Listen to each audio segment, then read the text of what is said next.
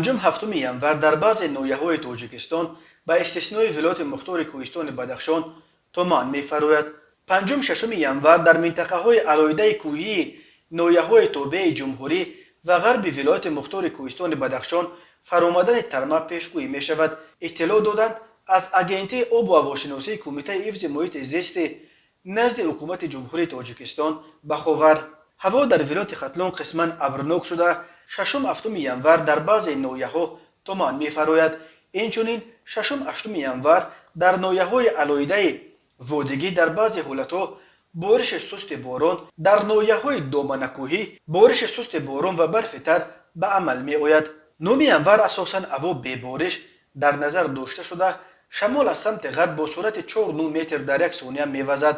هوا در وادی‌ها شبانه 2-7 درجه گرم، روزانه 6-11 درجه گرم، در دامنه‌کوه‌ها شبانه از 3 درجه خنک تا 2 درجه گرم، روزانه 3-8 درجه گرم می شود. در ولایت سوخت هوا قسما ابرناک اساساً بی‌بارش پیشگویی شده. تنها هفتم ینور در وادی‌ها در بعضی حالت‌ها بارش سست باران، در ناحیه‌های علایده کوهی بارش سست باران و برف به عمل می‌آید. ششم هفتم ینور در بعضی ناحیه‌ها تمان می‌فراید. شمال از سمت غرب با سرعت 4-9 متر در یک ثانیه می‌وزد. حرارت هوا در وادی‌ها شبانه 5 درجه گرم، روزانه 5-10 درجه گرم، در ناحیه‌های کوهی شبانه حرارت هوا تغییر یافته از 3-8 درجه خنک تا 8-13 درجه خنک، روزانه 2-3 درجه گرم می شود. در ناحیه‌های تابع جمهوری هوای قسما ابرناک ششم هشتم ینور در ناحیه‌های وادگی بعضا باران سست باریده، در ناحیه‌های علایده کوهی بارش باران به برف به عمل می‌آید.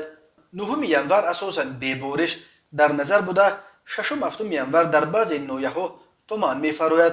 شمال از سمت غرب با سرعت 4-9 متر در یک ثانیه می‌وزد.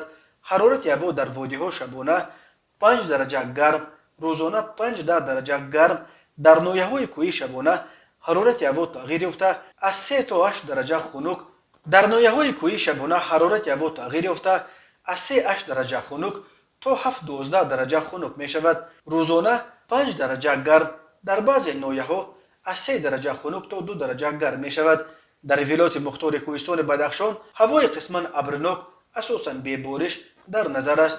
شمال از سمت غرب با سرعت 4-9 متر در یک ثانیه می‌وزد. حرارت هوا در غرب ولایت شبانه 1-6 درجه خنک، در بعضی ناحیه‌ها تا 8-13 درجه خنک شده روزانه 2-7 درجه خنک می شود. در شرق ولایت شبانه 20-25 درجه خنک، در بعضی منطقه‌ها تا 29-31 درجه خنک و روزانه 6-11 درجه خنک شده، در بعضی منطقه‌ها تا 13-18 درجه خنک می شود.